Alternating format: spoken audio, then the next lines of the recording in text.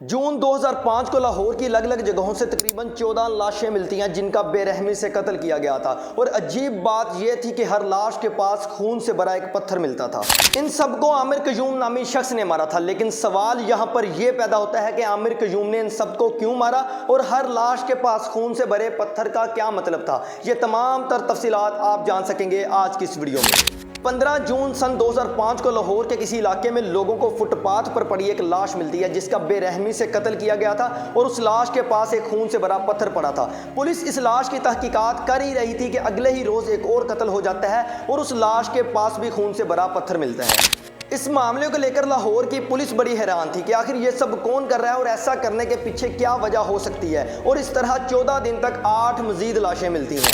अवाम में भी खौफो हरास सा फैल गया था और पुलिस के लिए अजीब बात यह थी कि इन लाशों का कोई भी वारिस नहीं आ रहा था, इनके पीछे कोई नहीं आ रहा था। पुलिस ने मुजरिम से ज्यादा फोकस इन लाशों के वारिसों को ढूंढने में किया ताकि पता तो चले इन सब का कत्ल क्यों किया गया है। और फिर बहुत ज्यादा ढूंढने के बाद पुलिस को 2 लाशों के वारिस मिल जाते हैं और पता चलता है कि बाकी लाशों का कोई वारिस नहीं था, वो सिर्फ फुटपाथ पर रहा करते थे। पुलिस के लिए ये केस और भी ज्यादा पेचीदा होता जा रहा था कि आखिर फुटपाथ पर सोने वालों से किसी को क्या दुश्मनी हो सकती है, कोई उनको इतनी बेरहमी से क्यों मारेगा। और फिर इस तरह करते करते 20 दिन गुजर गए, लेकिन वो कातिल था कि रुकने का नाम ही नहीं ले रहा था। उसने मजीद 4 कत्ल किए, अब टोटल 12 कत्ल हो चुके थे। और इसके बाद मांगने वालों और नशइयों ने फुटपाथ पर सोना ही छोड़ दिया। हर कोई डरा हुआ था और अब बात मीडिया तक पहुंच चुकी थी।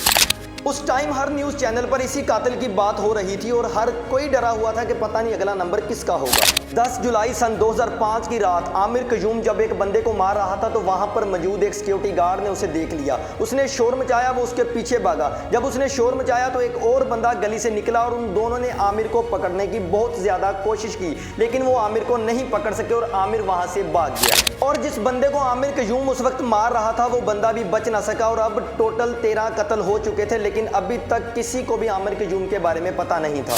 18 जुलाई की रात जब आमिर एक बंदे का कत्ल करके भाग रहा था तो लोगों ने उसे देख लिया और उसे पकड़ लिया। उसके बाद लोगों ने उसे खूब मारा और पुलिस को बुलवाकर उसे अरेस्ट करवाया गया। जब पुलिस ने आमिर की फैमिली से उसके बारे में पूछा तो उसकी फैमिली ने बताया कि आमिर बचपन से ही एक दिमागी बीमारी का शिकार था।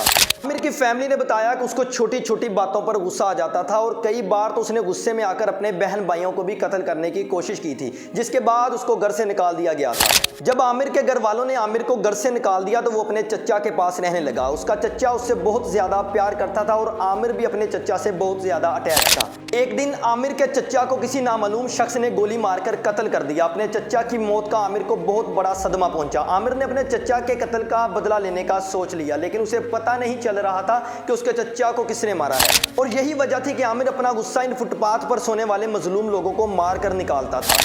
पुलिस ने जब आमिर से पूछा कि तुम कत्ल तो किसी चीज से भी कर सकते थे तो हर बार एक पत्थर का इस्तेमाल क्यों, क्योंकि आमिर ने अभी तक जितने भी कत्ल किए थे वो लोगों के सरों पर 8 से 10 किलो का पत्थर मार कर किए थे और कत्ल करने के बाद वो पत्थर उनके पास ही छोड़ देता था। तो उस पर आमिर ने जवाब दिया कि जब हथियार सड़कों पर मिलते हैं तो मैं फजूल में पैसे जाया क्यों करूं। पुलिस का कहना था कि उन्होंने आमिर से ज्यादा जालिम इंसान अपनी पूरी जिंदगी में नहीं देखा। और फिर मई 2006 को अदालत ने आमिर को फांसी की सजा सुनाई और आमिर को फांसी दे दी गई। दोस्तों ये वाकया आज भी गूगल पर मौजूद है, आप चाहें तो गूगल पर सर्च करके इसके बारे में रीड आउट कर सकते हैं। तो ये थी मेरी आज की इंफॉर्मेटिव वीडियो जिसमें मैंने आपको बताया कि लाहौर का ब्रिक किलर यानी कि आमिर क्यूम कौन था। तो उम्मीद करता हूं कि आपको मेरी वीडियो से काफी नॉलेज मिला होगा। तो मैं और आप मिलेंगे किसी और वीडियो में। तो चलिए दोस्तों मुझे इजाजत दें, अपना ख्याल रखिएगा।